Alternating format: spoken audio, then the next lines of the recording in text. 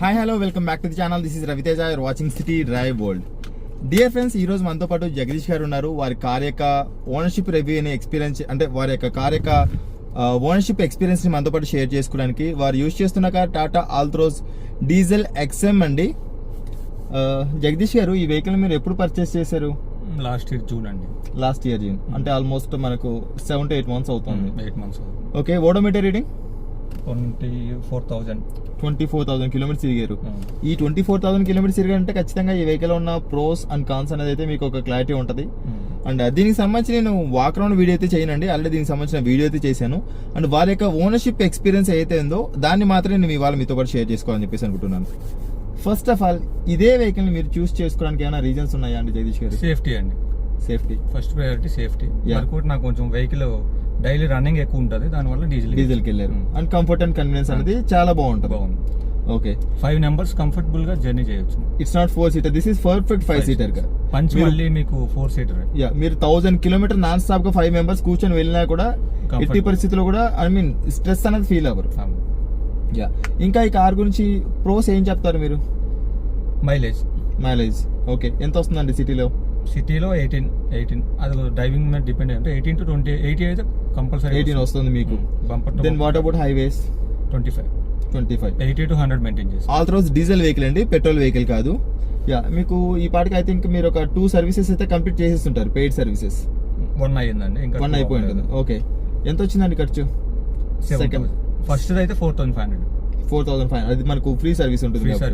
Second service ఎంత వచ్చింది? ఇంకా సెకండ్ సర్వీస్ ఇంకా ఇవ్వలేదండి. 30,000 ఎక్కువ మనకి. ఓకే, ఇంకా వెయిటింగ్. ఇందాక 7,000 అన్నది ఏంటి? 7,000 కాదు, నాకు ఫ్లోలో వచ్చి అంటే నెక్స్ట్ టైం సర్వీసింగ్ వచ్చినప్పుడు ఎంత అవుతుంది అని అడిగితే వాళ్ళు అప్రాక్సిమేట్లీ ఒక 7,000 8,000 వరకు అవుతుంది. 7,000 రూపీస్ వస్తుందని చెప్పారు. Okay fine. మధ్యలో నేను జనరల్ చెకప్ ఒకసారి ఇచ్చాను. అప్పుడు వీల్ అలైన్మెంట్ దానికి అంతా కలిపి నాకు ఆల్మోస్ట్ ఒక 3,500 వరకు వేసాడు. ఏమేం చేశారండి 3,500? వీల్ అలైన్మెంట్ ఒకటి, మనకి బయట అవుట్ సైడ్ ఏమో కలర్ ఇదవుతుందని చెప్పేసి ఏదో కోటింగ్ అని చెప్పాడు. అండర్ బాడీనా? అండర్ బాడీ మొత్తం బాడీ అంతా పైన కిందనా? టెఫ్లాన్ అనుకుంటా. దానికి కంగ్రాచులేషన్స్ కార్ మేకప్ చేసినందుకు. టెఫ్లాన్ గురించి నేను రీసెంట్ గానే వీడియో చేసాను, చూసాను నేను, తర్వాత చూసాను. ఓకేనా, ఫైన్. అండ్ ఈ కార్ గురించి మాట్లాడుతున్నాం కాబట్టి టాపిక్ డైవర్ట్ అవ్వకుండా మనం చూద్దాం. ఇంకా ఏం కాన్స్ ఉన్నాయండి? కాన్స్ అంటే సర్వీస్ అండి. ఓకే, సర్వీస్ లో అయితే నేను ఆల్మోస్ట్ వెహికల్ తీసుకున్న తర్వాత ఎవ్రీ మంత్ సర్వీస్ సెంటర్ లోనే వెహికల్ ఒకసారి వెళ్తుంది. ఒకసారి మనల్ని చూస్తూ చెప్పండి. అంటే మేబీ వాళ్ళకి మన వెహికల్ చూడాలని ఇంట్రెస్ట్ ఏమైనా ఉందేమో. అంటే మంత్లీ వెళ్తున్నారా మీరు? ఎవ్రీ మంత్ అయితే తీసుకుని వెళ్ళా. ఓకే, చెక్ ఇంజిన్ అంతే. ఈ వెహికల్ తీసుకుంటే నేను చెప్పదలుచుకుంటే చెక్ ఇంజిన్ వచ్చినా కూడా చెక్ ఇంజిన్ వచ్చిందని కంగారు పడద్దు. వెహికల్ అలా నడిపించుకోవడం హ్యాపీ. సర్వీస్ సెంటర్కి ఇచ్చి అయితే 4-5 days పెట్టుకోవడం వేస్ట్. పెట్టుకొని మనం ఇబ్బంది పడాలి, వాళ్ళు రెక్టిఫై చేయలేరు దాన్ని. ఫస్ట్ ఆఫ్ ఆల్ ఏంటంటే టాటాలో ఉన్న మెయిన్ ప్రాబ్లం ఏంటంటే వెహికల్స్ హెవీ అయిపోయి చాలా వరకు వెహికల్స్ బయటకు వచ్చేస్తున్నాయి. సర్వీస్ సెంటర్లు అనేవి పెంచట్లేదు. దానివల్ల మెయిన్ థింగ్ ఏంటంటే వాళ్ళ మీద ఓవర్లోడ్ పడుతుంది. ఓకే, ఎవరైతే ఎంప్లాయీస్ అక్కడ ఉన్నారో వాళ్ళ మీద ఓవర్లోడ్ పడుతుంది. దీని గురించి నేను రీసెంట్ గా ఒక వీడియో కూడా చేశానండి. ఇన్ కేస్ మీకు అలాంటి ఓవర్లోడ్ కనుక అయ్యేట్లుంటే ఇంకా ఎక్స్టెండ్ చేయండి తప్ప నుంచి. దానివల్ల ఏమవుతుందంటే మనం అక్కడ వాళ్ళని కూడా ఏమనలేకపోతున్నాం. మేనేజ్మెంట్ ఏంటి పైన కూర్చుంటున్నారు, ఇక వాళ్ళకి ఏం సంబంధం లేదన్నట్టు. ఇక్కడ ఇబ్బంది పడేది ఎవరైనా ఉన్నారంటే మన చేత తిట్టించుకునేది ఎవరు ఉంటున్నారు? అడ్వైజర్లు, అక్కడ ఉండే మేనేజర్లు, అక్కడ పనిచేసేవాళ్ళు. వీళ్ళేంటి, వాళ్ళకు కూడా ఏమవుతుందంటే ఒక మనిషికి మనం ఎంతవరకు సార్ ఒక వెహికల్ కైనా కూడా ఒక రోజుకి 10 మంది చెప్పగలుగుతారు, 20 మంది చెప్పగలుగుతారు. 100 మంది వస్తే 100 మందికి రోజుకి మీకు 150 వెహికల్స్ వరకు సర్వీస్ చేస్తారు. ఎలాంటి పేషెన్స్ ఉన్న వాళ్ళకైనా కూడా పేషెన్స్ లెవెల్స్ అయితే తగ్గిపోతాయి. 150 వెహికల్స్ వరకు సర్వీస్ చేస్తున్నారంట వాళ్ళు. అంటే వాళ్ళ టార్గెట్ అంటే అది 150 వెహికల్స్ పర్ ఒక సర్వీస్ సెంటర్ లో మెయిన్ సర్వీస్. మ్యాన్ పవర్ ఎంత? మీరు చూసినంత వరకు మ్యాన్ పవర్ అక్కడ ఎంత ఉందండి? 30-40 మాక్సిమం అంతే. 30 members 150 వెహికల్స్. వాళ్ళ మీద ప్రెషర్ ఉంటుంది అంతే.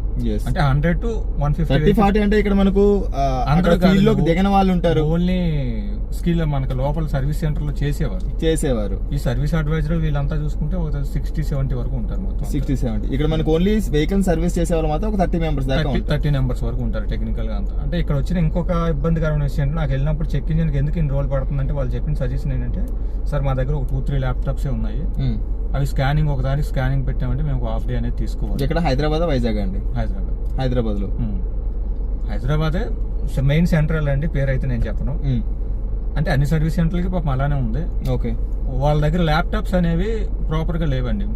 సర్వీస్ పైనుంచి ఓబిడికి సంబంధించిన స్కానర్స్ ఏవైతే ఉన్నాయో ఒక 3-4 ఉంటున్నాయి అంతే. ఇన్ని వెహికల్స్ హెవీ వచ్చేసరికి అన్ని వెహికల్స్ కి ప్రాబ్లం వచ్చేసరికి వాళ్ళు కూడా చేయలేని పరిస్థితి అయిపోయింది. యూజువల్ గా BS6 ఫేస్ ఎప్పుడైతే వచ్చాయో అప్పటి నుంచి సెన్సార్ ఇష్యూస్ ఎక్కువ అయిపోయాయి. ఎట్లా అంటే లోపల చిన్న వైరు జస్ట్ అటు సైడ్ నుంచి కదిలినా కూడా సెన్సార్ ఇష్యూ వచ్చేస్తుంది. నాకు లాస్ట్ టైం ఒకసారి ఇలాంటి ఇష్యూ వచ్చింది. వైజాగ్ నుంచి రిటర్న్ అవుతున్నప్పుడు చెక్ ఇంజిన్ లైట్ అయితే వచ్చింది. మాకు తెలిసిన ఒక ఆయన అడిగితే ఆయన చెప్పాడంటే మీరు వెహికల్ ని 2000-2500 RPM లో రన్ చేయండి కంటిన్యూగా అని చెప్పాడు. నేను అది DPF చెక్ ఇంజిన్ లైట్ నాకు కనిపిస్తుంది. DPF కూడా రాలేదు, చెక్ ఇంజిన్ లైటే కనిపించింది.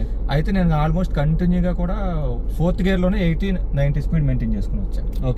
మెయింటైన్ చేసుకుని వస్తే నాకు ఆల్మోస్ట్ సూర్యాపేట వచ్చిన తర్వాత వెహికల్ ఆఫ్ చేసి మళ్ళీ ఆన్ చేసా, చెక్ ఇంజిన్ లైట్ పోయింది. మళ్ళీ తర్వాత ఆల్మోస్ట్ ఒక 3,000-4,000 కిలోమీటర్స్ వరకు రాలేదు. మళ్ళీ తర్వాత వచ్చింది. సిటీ కండిషన్స్ లో మీరు కంటిన్యూగా వెహికల్ రన్ చేశారంటే ఆటోమేటిక్ చెక్ ఇంజిన్ లైట్ వచ్చేస్తుంది.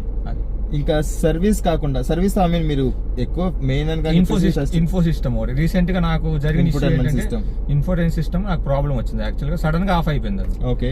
మళ్ళీ ఆన్ అవ్వట్లేదు. ఎందుకు ఆఫ్ అవుతుంది, ఎందుకు ఆన్ అవుతుందో నాకు అర్థం కాలేదు. సర్వీస్ సెంటర్ కి పట్టుకుని వెళ్తే సరే వెహికల్ తీసుకుని రండి సార్, మేము చూసి మీకు చెప్తాం అన్నారు. వెహికల్ ఇచ్చిన తర్వాత నాకు మార్నింగ్ 11 o'clock ఇస్తే నాకు 2 కాల్ వచ్చింది. వచ్చి మీరేమో అవుట్ సైడ్ ఏమో ఫాగ్ ల్యాంప్స్ ఒకటి, రేర్ కెమెరా ఒకటి, నేను ఓఫర్ సిస్టమ్ ఒకటి పెట్టించుకున్నాను. నాకు సాంగ్స్ అంటే ఇంట్రెస్ట్ కనుక మీరు ఇవన్నీ పెట్టించుకున్నారు సార్, ఇవన్నీ ఉంటే మేము సర్వీసింగ్ అనేది చేయలేము, మీరు ఇవన్నీ కూడా డిస్కనెక్ట్ చేసేసి మొత్తం అన్ని కూడా డిస్కనెక్ట్ చేసి వాళ్ళకి ఏదైతే రూల్ ఉందో అది మాకు చెప్పారు. అయితే నేను మళ్ళీ వెహికల్ తీసుకుని వచ్చేసి ఈవినింగ్. కానీ నేను ఆలోచించింది ఆల్మోస్ట్ నేను 40-45,000 దాని మీద ఎఫెక్ట్ పెట్టాను. ఎఫెక్ట్ పెడితే ఇవి మళ్ళీ అన్ని తీసుకుని నేను పక్కన పెడితే మళ్ళీ అవి పని చేస్తే పని చేయవు కూడా నాకు తెలియదు. మళ్ళీ 2 months 3 months వెయిట్ చేసి తర్వాత పెట్టించుకోండి సార్ చూసి అన్నాడు. అంతవరకు నేను అవన్నీ ఎక్కడ పెట్టుకుంటా, మళ్ళీ దానికైనా మళ్ళీ సపరేట్గా వెళ్ళి వైరింగ్ అన్ని చేయించుకోవాలి. అందుకని వాళ్ళకి మళ్ళీ నేను నెక్స్ట్ డే కాల్ చేసి ఏం అడిగానంటే, సార్ నాకు వారంటీ వద్దు, నాకు పెయిడ్ సర్వీస్ ఇచ్చేసేది, ఎంత అయితే నేను అనుకుంటున్నాను అంత మీకు మనీ అనేది నేను పే చేసేస్తాను అని చెప్పి. దానికి ఆ సర్వీస్ ఆయన మేనేజర్ చెప్పింది ఏంటంటే, నాకు 2 hours టైం ఇవ్వండి సార్, మళ్ళీ కాల్ బ్యాక్ చేస్తానంటే మళ్ళీ కాల్ బ్యాక్ చేయలేదు. నెక్స్ట్ రోజు మళ్ళీ నేనే కాల్ బ్యాక్ చేసి అడిగితే, సార్ మీరు మా వాళ్ళు ఏమో చేయలేము అంటున్నారు సార్, మీరు అవన్నీ కూడా డిస్కనెక్ట్ చేసి ఇస్తేనే చేయగలమని చెప్తున్నారు. పెయిడ్ సర్వీస్ కూడా చేయలేమని చెప్పేసి అంటున్నారు. అంటే ఇవన్నీ ఉంటే చేయలేము అంటున్నారు. ఏది కేబుల్స్ అన్ని కూడా అక్కడ కనెక్ట్ అయి ఉంటే చేయలేము అంటున్నారు. మేమేం చెప్పామంటే, సరే ఆ కేబుల్స్ అనేవి ఏవైతే కేబుల్స్ వెళ్తున్నాయో ఆ కేబుల్స్ అనేవి మీరు సైడ్ పెట్టేసి ఓన్లీ దాని వరకే చేసి ఇవ్వండి, మేము బయట మళ్ళీ పెట్టించుకుంటాం కనెక్టింగ్ అని మీకు అర్థం కాకపోతే, లేదు సార్ అలా కూడా మేము చేయలేము అని చెప్పారు. మరి మేబీ వాళ్ళ సర్వీస్ సెంటర్ లో వాళ్ళ రూల్స్ అలా ఉన్నాయో, లేకపోతే మరి ఏమైనా వాళ్ళకి ఎక్కువ లోడ్ ఉండి అట్లా మనకు చెప్తున్నారు అనేది అర్థం కాలేదు. నేను ఇంకా అందుకని బయట ఇప్పటికి ఈ 7 months లో సర్వీస్ సెంటర్ కి ఎన్నిసార్లు వెళ్ళారండి మీరు? వెళ్ళానండి, 7 times వెళ్ళి. ఎవ్రీ మంత్ అయితే విజిట్ చేసి హాయ్ చెప్పేసి వస్తున్నారు. ఎవ్రీ మంత్ విజిట్ చేస్తాను. చేసినప్పుడల్లా ఏంటంటే గట్టిగా మనం మాట్లాడేసరికి ఆ మేనేజర్ లెవెల్ వాళ్ళు వచ్చి, సార్ ఈసారి రిపీట్ కాదు సార్, ఈసారి రిపీట్ కాదు సార్ అని చెప్పి మాట్లాడతారు. ఓ3 రేపురా మళ్ళీ సేమ్ పరిస్థితి. అంతే, ఓ3 రేపురా అని చెప్పి బోర్డు మీద రాసేసుకుని వెళ్ళిపోవచ్చు. అంతే. సో ఇక్కడ టాటా సంబంధించిన దాని గురించి మేము ఇక్కడ ఎక్కువ ఫోకస్ చేయట్లేదండి. లైక్ ఇక్కడ ఏమంటారు, నేను లాస్ట్ వీడియోలో చెప్పిన విషయం కూడా ఏంటి అంటే, యూజువల్గా సేల్స్ అనేది ఎక్కువ అవుతున్నాయి. సర్వీస్ సంబంధించి అయితే ఖచ్చితంగా లోడ్ అనేది కూడా పెరుగుతుంది. దానికి తగ్గట్టు మ్యాన్ పవర్ అనేది లేదు, సర్వీస్ సెంటర్స్ అనేది లేకపోవడం వల్ల ఖచ్చితంగా ప్రతి ఒక్కరు కూడా ప్రాబ్లమ్స్ అని చెప్పేసి ఫేస్ చేస్తున్నారు. అండ్ వెహికల్ పరంగా మాత్రం టాటా వెహికల్స్ అనేది ఎక్స్ట్రాడినరీ అండ్ మామూలెస్. దానికి ఇంకా వేరే పేర్లు ఏమైనా ఒక 10 మీరు యాడ్ చేసుకున్నా కూడా ఖచ్చితంగా యాడ్ చేయొచ్చు. ఇంటీరియర్ పరంగా కావచ్చు, ఎక్స్టీరియర్ పరంగా కావచ్చు, లేకపోతే ఇంజన్ పరంగా కావచ్చు, లేకపోతే ఫిట్ అండ్ ఫినిషింగ్ పరంగా కావచ్చు, లేకపోతే మైలేజ్ పరంగా కావచ్చు, వాట్ నాట్, సేఫ్టీ పరంగా, బిల్ట్ క్వాలిటీ పరంగా అన్ని పారామీటర్స్ లో బాగుంది. కానీ సజెషన్ ఏంటంటే సార్, టాటా వెహికల్స్ తీసుకోండి కానీ సర్వీస్ మాత్రం ఎక్స్పెక్ట్ చేయకండి. సర్వీస్ అనేది మాత్రం మా దగ్గర నుంచి ఎక్స్పెక్ట్ చేయొద్దు. ఎవరైనా మనం బయట చేయించుకుంటాం అనుకుంటే వెళ్ళండి గుడ్. ఈ వెహికల్ మించిన వెహికల్ అయితే లేదు. నేను యూజ్ చేసిన దాన్ని బట్టి వెహికల్ అయితే గుడ్. నాకు లాస్ట్ టైం కూడా ఒక 2 ఎక్స్పీరియన్స్లు అయితే నేను చేశాను. ఆ టైంలో ఈ వెహికల్ నన్ను కాపాడిందని నేనైతే ఫీల్ అయ్యా. ఆల్మోస్ట్ నేను అవుటర్ పైన ఉండేటప్పుడు 80 స్పీడ్ లో ఉంది వెహికల్. ఎగ్జిట్ అవుతున్నాను, ఎగ్జిట్ నెంబర్ 8 దగ్గర అవుతున్నప్పుడు ఒక లారీ వాడు ఎందుకనో మరి తెలియదు, వాడు అటు నుంచి సడన్ గా వచ్చేసాడు రాంగ్ రూట్ లో. వాడు రాకూడదు అసలు. ఆ టైంలో వెహికల్ బ్రేక్ కొడితే విత్ ఇన్ 5 seconds లో బండి అలా నిలబడిపోయింది. ఏ మాత్రం షేక్ లేదు, ఏం లేదు, బండి అలానే నిల్చుంది. అదొకటి. మళ్ళీ లాస్ట్ టైం మేము ఈ పొంగల్ టైంలో ఇంటికి వెళ్ళి వస్తున్నప్పుడేమో సూర్యాపేట దాటిన తర్వాత హెవీ వెహికల్స్ ఆ రోజు అంటే అందరూ రిటర్న్ అవుతున్నారు. ఆ టైంలో ఒక ఆయన అటు నుంచి ఇటు వద్దామని చాలాసేపటి నుంచి చూస్తున్నాడేమో, ఇంకా చూసి ఇంకా అతనికి చిరాకు వచ్చి సడన్ గా రోడ్ మీదకి వచ్చి విత్ ఇన్ స్పాట్ లో జస్ట్ ఒక 10 మీటర్స్ గ్యాప్ ఉంటుంది అతనికి నాకు. ఇక్కడ బ్రేక్ కొడితే బండి కరెక్ట్ గా జస్ట్ ఒక 5 మినిట్స్ గ్యాప్ లోనే బండి ఆగిపోయింది. 80లో ఉంది స్పీడ్ అప్. ఓకే. ఆ టైంలో నా వెనకాతలు ఎక్కడో ఉంది వేరే వెహికల్, పేరు వద్దులేండి, ఆల్మోస్ట్ నా దగ్గరికి వచ్చేసాడు. నేనైతే ఇచ్చాడు అనుకున్నా డాష్, జస్ట్ మినిట్ లో ఆగింది. అదే వెహికల్ నా దగ్గర ఉంటే నేను హిట్ చేసేవాడిని కంపల్సరీగా అతను. Some X vehicle. Some X vehicle. అంటే నేను ఇప్పుడు ప్రీవియస్ గా ఏవైతే టెస్ట్ రైడ్ చేస్తున్నానో, టెస్ట్ రైడ్ చేసేప్పుడు బ్రేకింగ్ టెస్ట్ ఏదైతే చేస్తున్నానో అది వ్యాలిడేనా? వ్యాలిడ్. అండ్ నేనైతే హ్యాండ్లింగ్ టెస్ట్ చేస్తున్నాను, హ్యాండ్లింగ్ టెస్ట్ అనేది వ్యాలిడేనా? ఎందుకంటే ఎప్పుడో ఒకసారి మనకు తెలియకుండానే ఆ సిచ్యువేషన్ అయితే మనం ఖచ్చితంగా ఫేస్ చేయాల్సి వస్తుంది. ఫేస్ చేయాల్సిన సిచ్యువేషన్ వచ్చినప్పుడు ఆ వెహికల్ అన్నది మన కంట్రోల్లో ఉంటుందా లేదా అన్నది మాత్రం నేను చేస్తున్న ప్రయత్నం. మాక్సిమం 80-90 బండి కంట్రోలింగ్ లో ఉంటుందండి. 90 దాటిన తర్వాత అనేది 100 వరకు వెహికల్ కంట్రోల్ ఉంటుంది. ఏదో వెహికల్ ఇచ్చాడు కదా అది 130-140 కొట్టి నాకు వెహికల్ కంట్రోల్ అవ్వట్లేదు అంటే అది కంట్రోల్ కాదు. ఎందుకంటే 1 సెకండ్ చాలు మీకు. 140 స్పీడ్ లో 1 సెకండ్ చాలు. అప్పుడు కూడా మాక్సిమం ఇది సేఫ్ సైడ్ ఉంటది, కానీ అది మనం ఎక్స్పెక్ట్ చేయకూడదు. మాక్సిమం 80-100 లో మెయింటైన్. 80 స్పీడ్ అనేది మన ఇండియన్ రోడ్ కి సెట్ అవుతుంది. 100 అనేది కూడా కరెక్ట్ కాదు. 80 అనేది కరెక్ట్. 80 మాక్సిమం 90. ఇప్పుడైతే కంఫర్టబుల్. ఇక్కడ నుంచి ఏంటంటే నేను బయట ఇచ్చుకుందాం సర్వీసింగ్. ఓకే. ఫైనల్ కంక్లూజన్ ఒకసారి చెప్పండి. టాటా వెహికల్ ఎవరైనా కొనాలనుకున్నట్లయితే వారికి ఏం సజెస్ట్ చేస్తారు అదే టాటా కార్ ఓనర్ గా? వెహికల్ గుడ్ అండి, ఫస్ట్ పాయింట్.